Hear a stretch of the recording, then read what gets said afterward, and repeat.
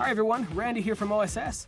In this video, we're going to be talking about the new RAD 22 suppressor. I'm going to be going over some of the internal components, talk about what makes it different, and we're also going to talk about how to maintain and clean the suppressor. The RAD 22 utilizes a more simplified version of flow-through technology. If you look at the internal components, RAD is short for the radial grooves cut on the inside geometry of some of the components. These grooves look similar to the coils and other features you see in our other flow-through suppressors, but they're cut into traditional baffles that we call flow baffles. During development and testing, we noticed that when it came to shooting .22 long rifle ammunition, there really wasn't enough pressure to cause significant blowback or back pressure.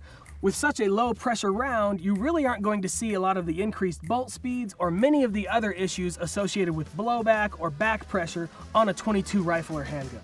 However, if you're going to shoot higher pressure ammunition like .22 Magnum, 17 HMR, or 5.7 millimeter, that is where you're going to start seeing the benefit of flow-through technology.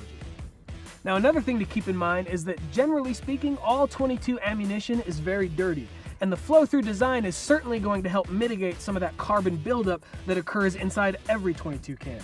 Because the gas is venting through the suppressor and going forward, less carbon is going to be building up on the inside, and it's going to make maintaining and disassembling the suppressor easier.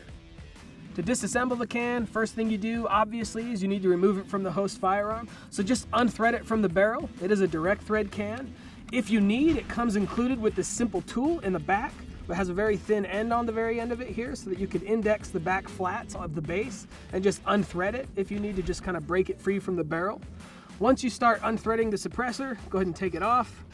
To take the suppressor apart, the first thing you need to do is remove the cap.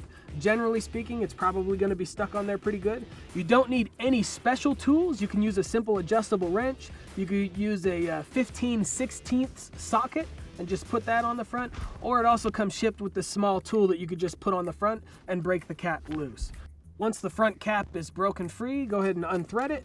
Next thing you'll need to do is remove the base. It should come loose just by hand with your fingers. If carbon buildup is kind of preventing that, you can use a 3/4 inch socket, or you can use an adjustable wrench on the back, just the same. So go ahead and unthread the back. With that unthreaded, go ahead and just push all the complete stack forward. You'll push all the flow baffles out.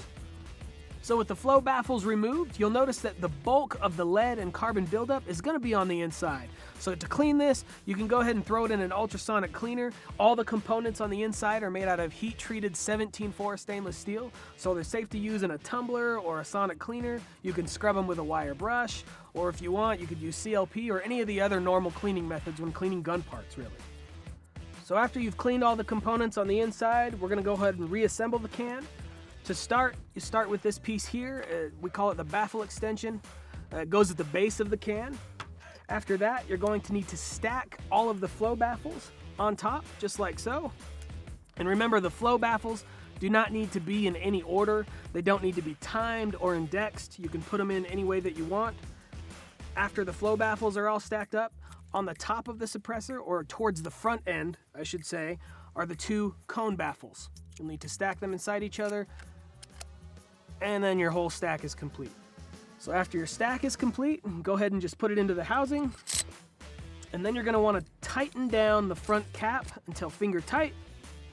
Once it's finger tight, go ahead and thread the mount base into the back end until it's finger tight.